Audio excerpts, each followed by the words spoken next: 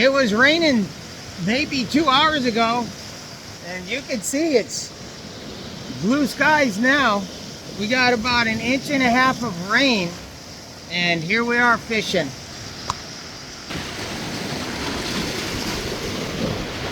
The water's pretty rough. I hope we get something. Last time we came here and it was rough like this, I caught 2 flounders and Rita caught 1.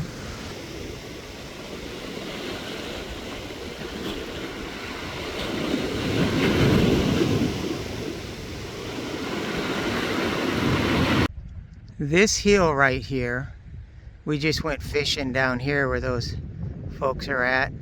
This hill right here is called 3 Crosses, because right on the other side of that hill is a big drop off in the ocean, just a cliff.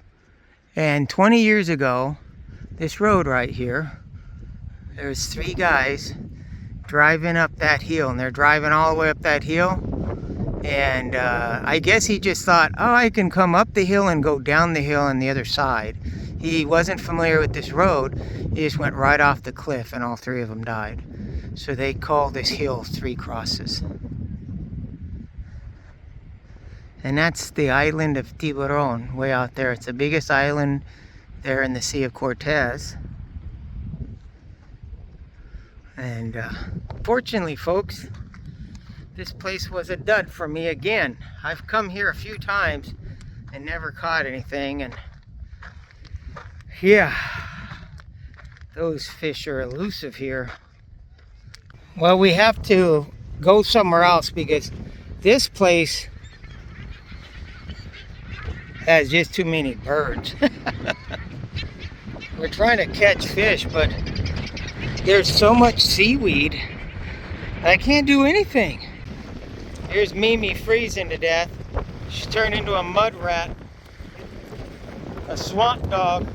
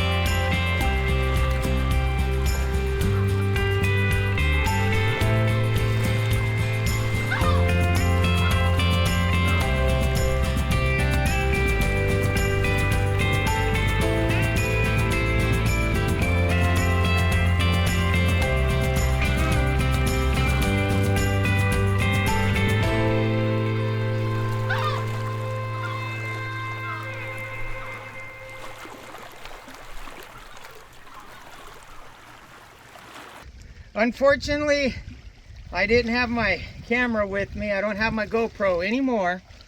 So, but I caught one. That's the biggest corvina I've caught. This is a white sea bass. It's the biggest one. I think you know how to film. Am I filming? You said I'm not filming? Like, Toma.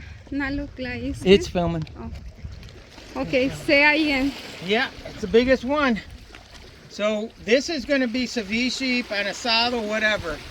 So I'm going to gill him, let him bleed out, and smash his head, and go catch his daddy. This is going to be hard to beat.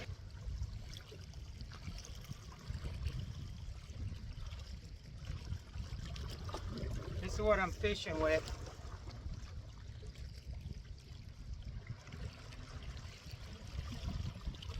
Shout out to Jorge for giving me this. I appreciate it. I caught my biggest sea bass on this yesterday. It's probably about 4 pounds, I think.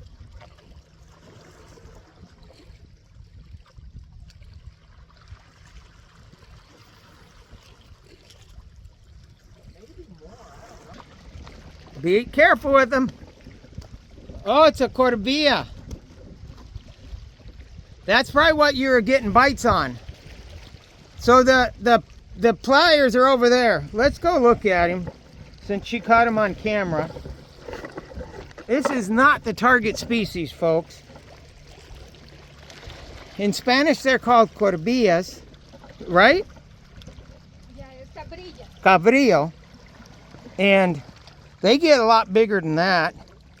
I caught one about probably 2 pounds. That's the biggest one I've caught. This here is a good size one though. They're very good to eat. We're gonna let this guy go though. We already have one a little bit bigger than that, I think, or more or less the same size, already in our freezer. And we're gonna wrap them up in aluminum foil, cook them with some potatoes, and that was the plan. I did drop him, but I guarantee he's fine. We didn't get him in the gill or anything.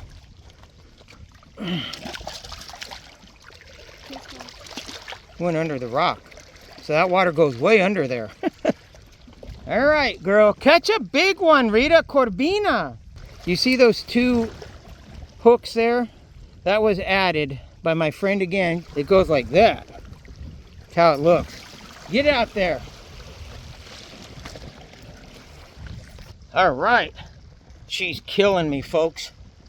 She's killing me. You know how many fish she's caught? She's caught 3 now. 2 of them big flounders. Let's show them. Look what she's doing me, folks. But this is a good competition to lose to because I'm still a winner. I get to eat. So I've gilled these. And they're, to give you a comparison size, that's a decent size flounder right there, buddy. It's a good one. Typically I wouldn't have kept this guy. He's a little bit small, to be honest with you, but we let some small ones go, so we had to keep a couple. That I'm going to tell you all a fishing story. You know, everybody has fishing stories. You know, a fishing story is of the fish that got away. And I've got a lot of those, but I have one that's pretty cool. When I was small, I was like maybe 8, 9 years old when this happened. And it was in Moab, Utah. So this would have been like 1978.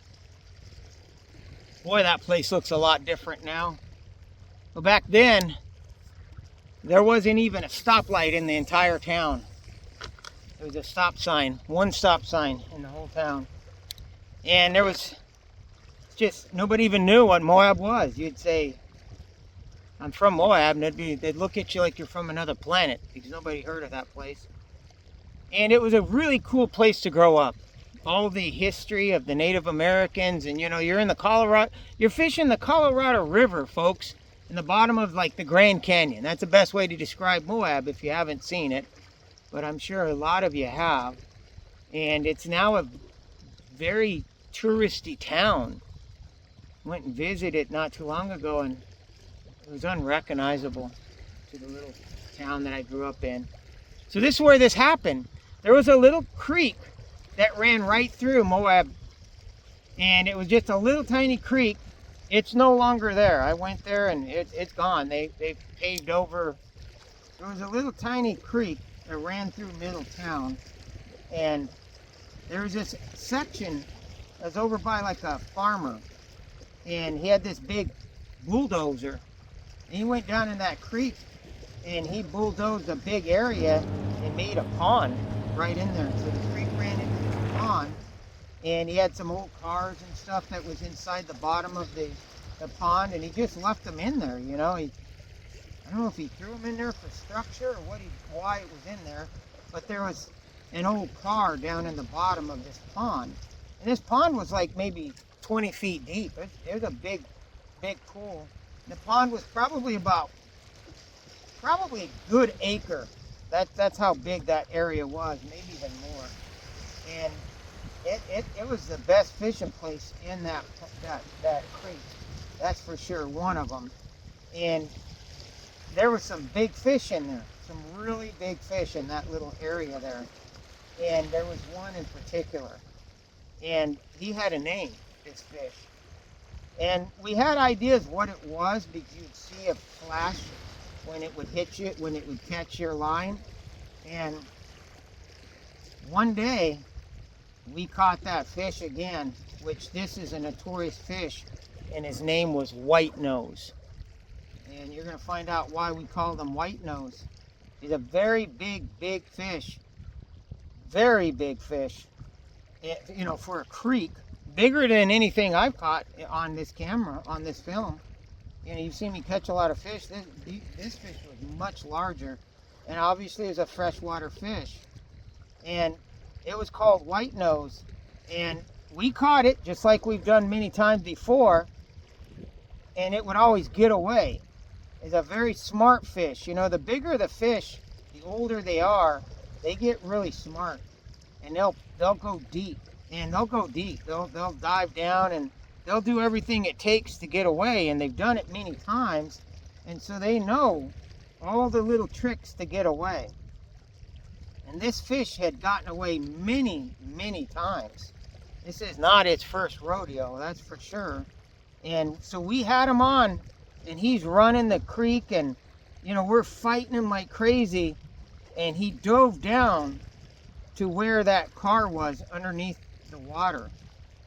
And he would do this every single time. And this car, like I said, this pond was like 15, 20 feet deep.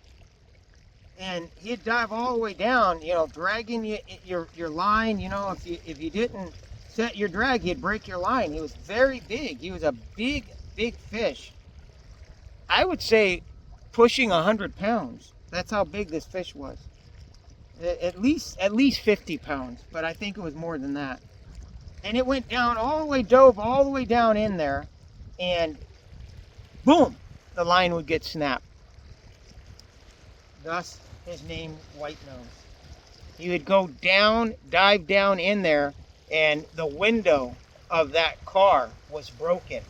And he would go into the window. He would go right into that window, scrape his top of his head, his nose, with the line, and that's why he was called WhiteNose. He had a big white spot on his nose, and he'd cut your line.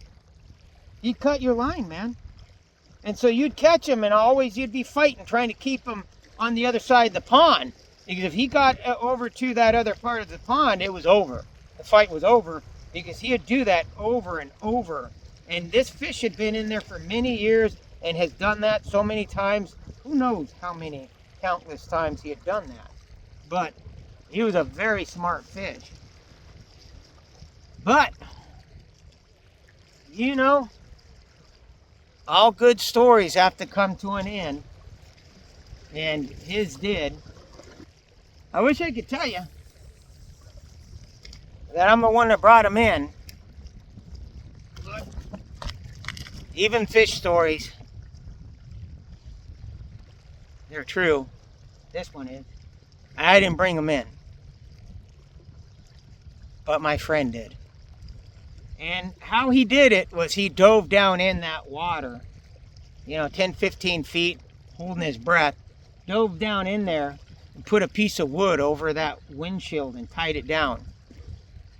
And then he went to fishing. And he caught WhiteNose. And WhiteNose did what he does, you know, just, and your line's going, whoa, I got him, man, he's going. And he went back to his little spot. But he couldn't dive down in there anymore. And my friend's name was Joe. Joe brought him in. And Joe ate carps. That's what he was. He was a giant carp. So, WhiteNose, if I would have caught you, buddy, I would have let you go because I don't eat carp. But Joe eats carps.